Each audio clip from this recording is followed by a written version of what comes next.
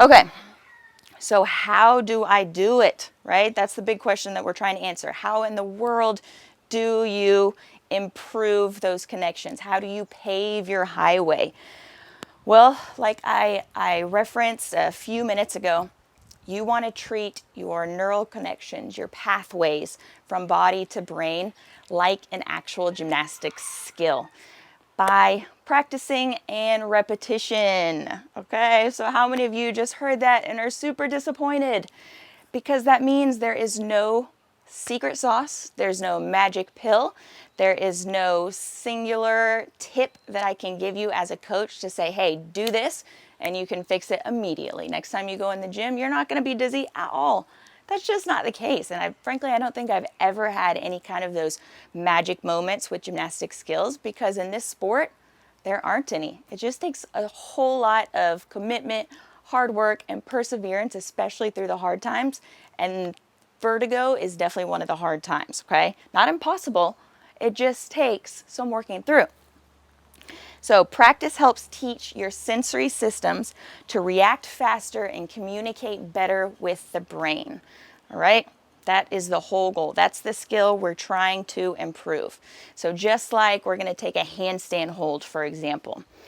I would never say, okay, you are a brand new gymnast. You've come into my gym, my class for the first time. You've never gotten upside down, but let's just try it. Kick upside down against a wall, see what happens. It's like, no, that's a horrible idea. We've got to build up your strength, your mobility, your sense of confidence before ever attempting that first skill. So I would start you with some conditioning. Let's make sure you can do a plank.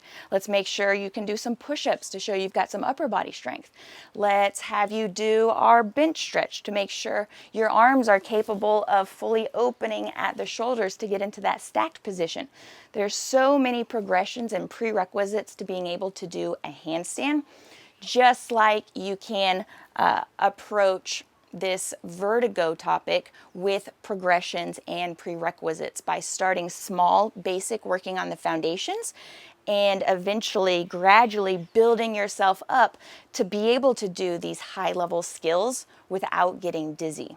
So as you come into gymnastics and you see a girl working on the bars and she's swinging around and around and around, you're like, oh my gosh, how does she do that? Will I be able to do that in a week without being dizzy? I feel like I'm going to throw up just watching her.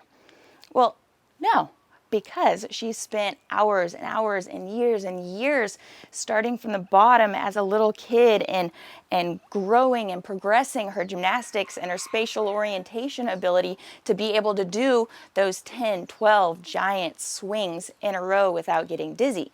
If you're at the starting point of your journey, we've got to start you at a starting point with very basic movements to help you develop these connections so that you don't experience that vertigo. Does that make sense? Hopefully. Okay,